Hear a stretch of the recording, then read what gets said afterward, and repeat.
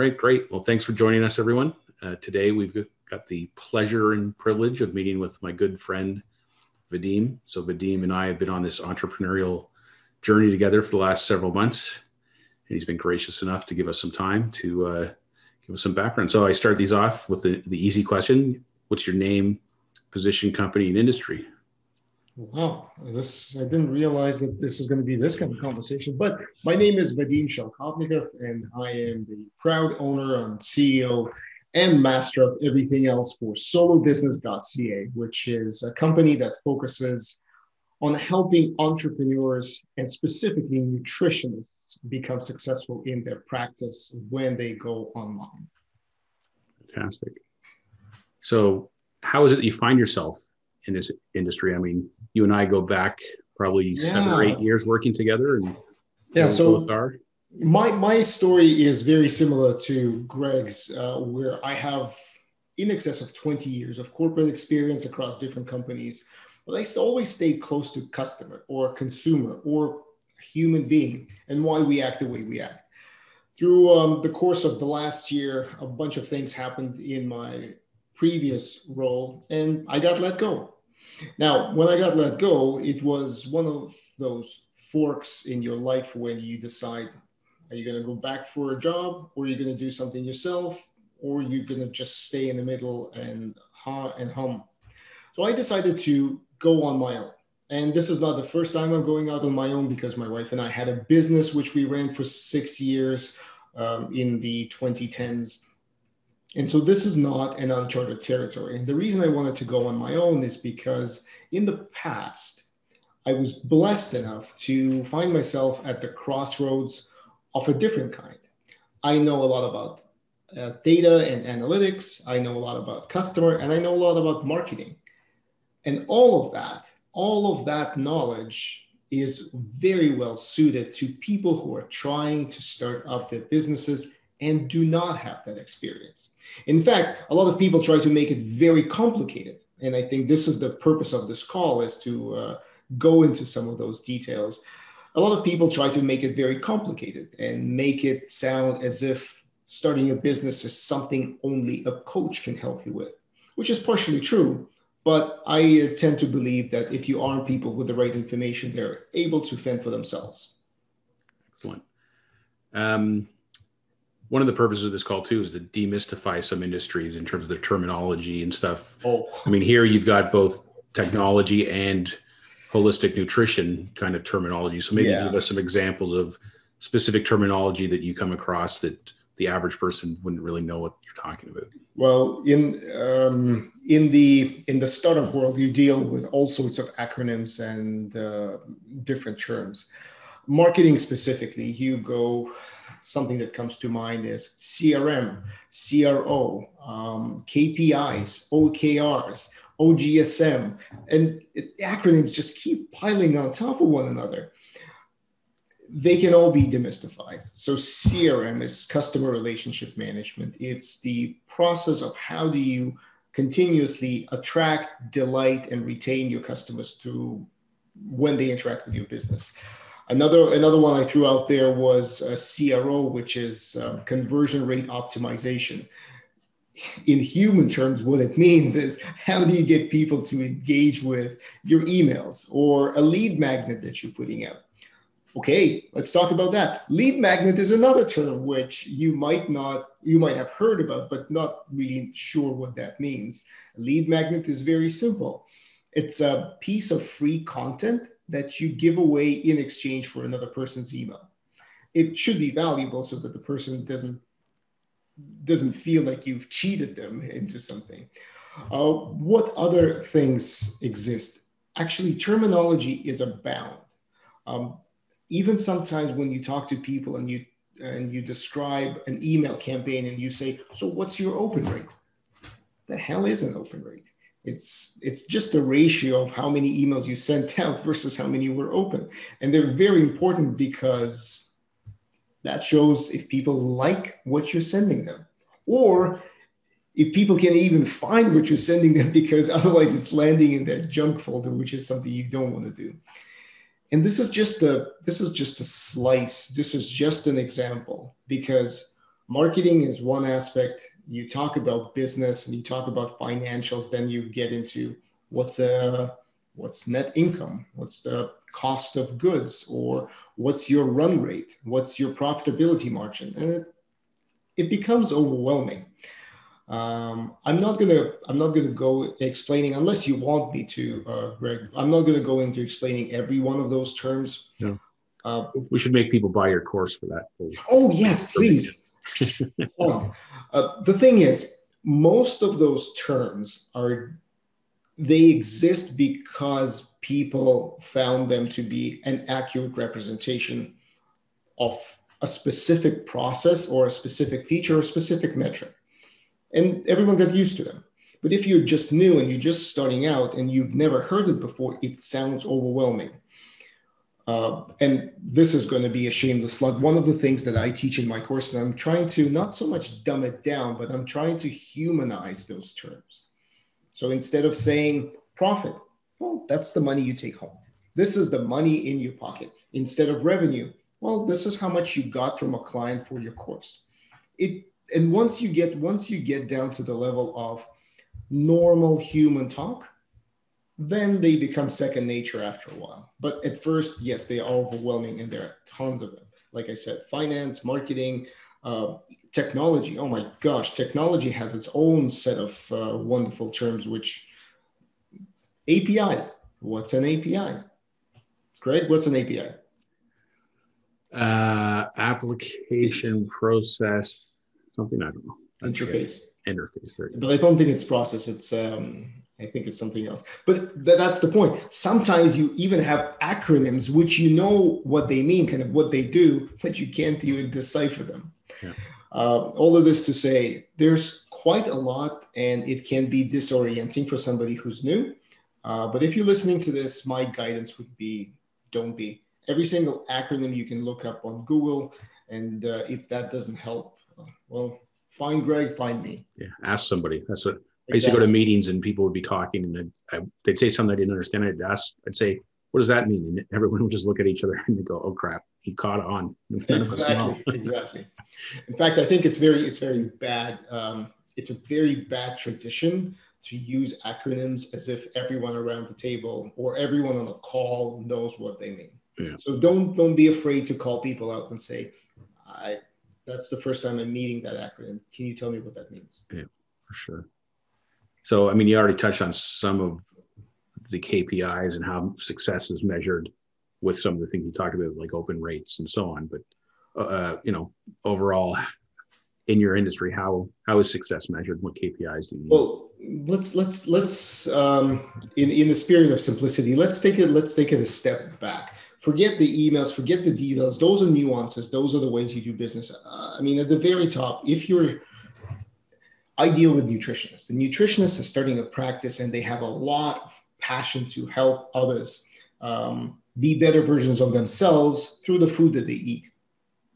So if that's the premise, you measure your success on essentially two big factors. One, it's how much money you make, because that pays your bills, that gives you the ability to do what you want to do. And two is how many people have a positive experience with you, whether they left a testimonial or provided some feedback, or even better, referred somebody to you. So those are the two things. And they're kind of the sides of the same coin, because if you provide excellent service and people are willing to recommend you, that means you have been paid. And if you've been paid, you're in a better position to expand your business and help even more people, which in turn provides. So it's a bit of a flywheel effect. Excellent. I guess there's, again, two sides of the business. One is the nutrition side, one is the online tech side. But if you had to describe, what are the top skills required to be successful doing what you're doing?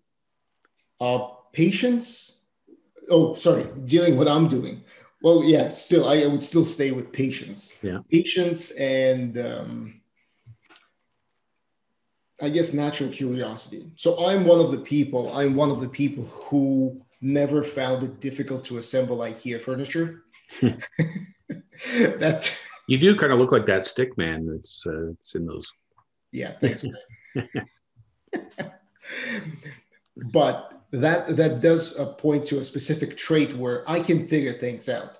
And patience is what I need is when I'm helping my clients. Because for some, and actually for most people on the planet, some of the things that I find exciting and interesting are just grueling and painful.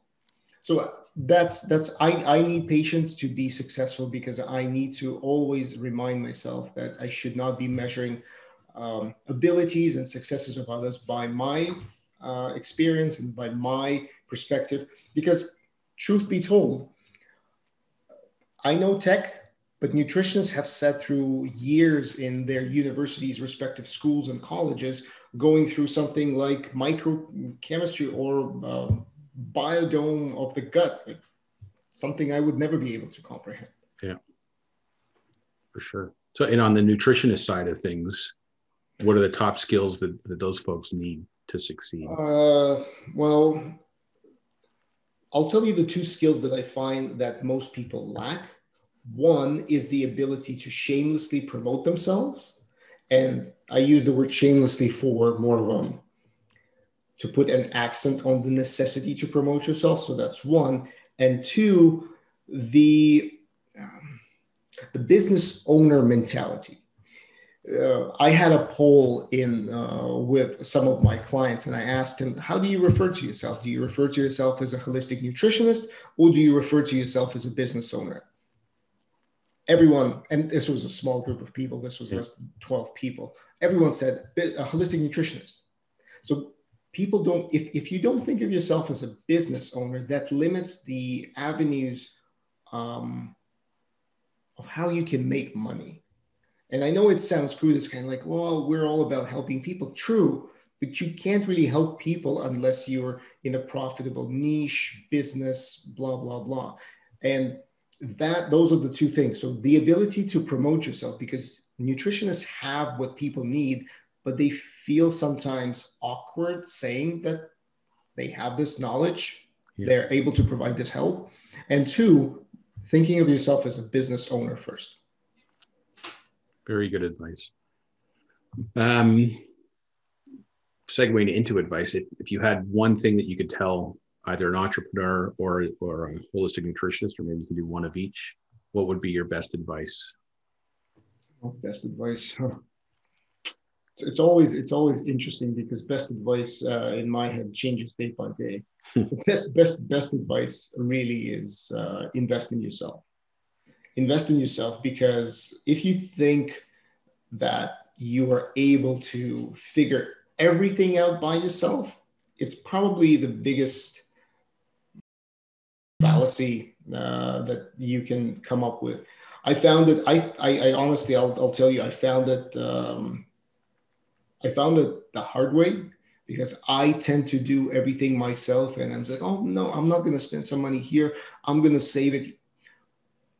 Didn't quite work out.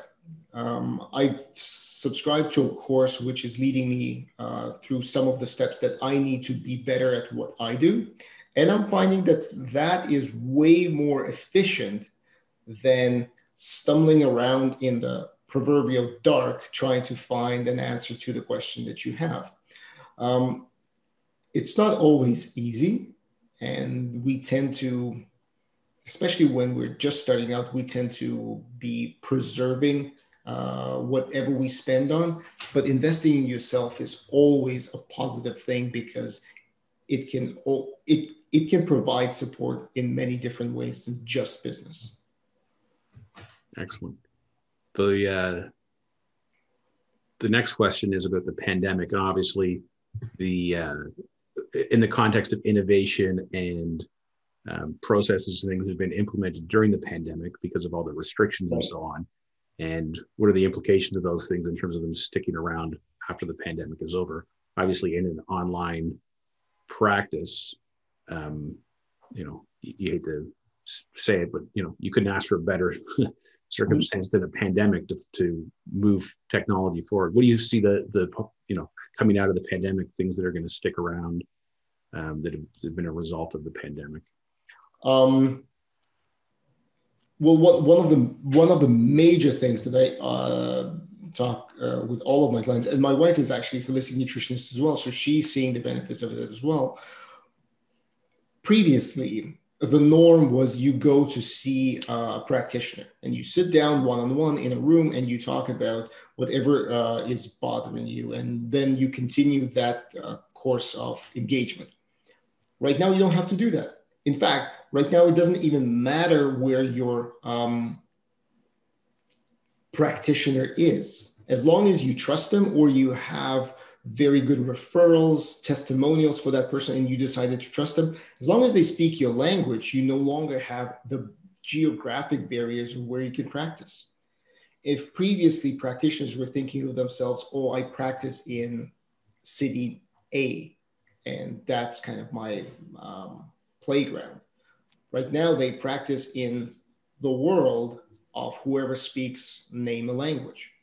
And this is a big shift because most people don't think of it that way. Sometimes they're afraid to think of it that way, but it certainly is one of the, I don't want to use the word positives that came out of the pandemic. The reason that I'm not saying it's 100% positive is because it also, you do lose that personal connection over like what we are doing right now over Zoom.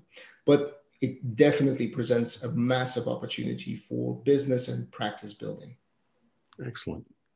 Part of the notion of this series is to help people figure out how to get experience, one, exposure to information and stuff that we've just shared. And the other one is there practical methods of people to get experience, whether it's volunteering or finding things online, things like that. Is there anything you would suggest to people who are interested in either, entrepreneurship and starting an online business or getting into the nutritional, holistic nutrition space where they could get tangible experience on a volunteer basis? Right. I would not recommend volunteering for nutritionists. One, there are two parts of it. There's a liability part, because whenever you're coaching people on what they're supposed to be eating and how they're supposed to be living their life, you need to have insurance. So it should not be done just on a volunteer basis. But if you do want to learn about business, definitely go to YouTube. This is how a lot of people begin. And you'll find that there's a lot of garbage. And by garbage, I mean information that's being presented in a way that you cannot make heads or tails of. And then you'll find people who you'll gravitate to who do make a lot of sense. They present interesting concepts in a simplistic way. Their descriptions are clear, and you begin to understand what is it that you need to do. Two words of caution. One is, when people begin, even myself, I talked about simplicity. When people begin to simplify, everything seems very easy. Oh, just do this and you will have a practice. You'll find that that's not how it works.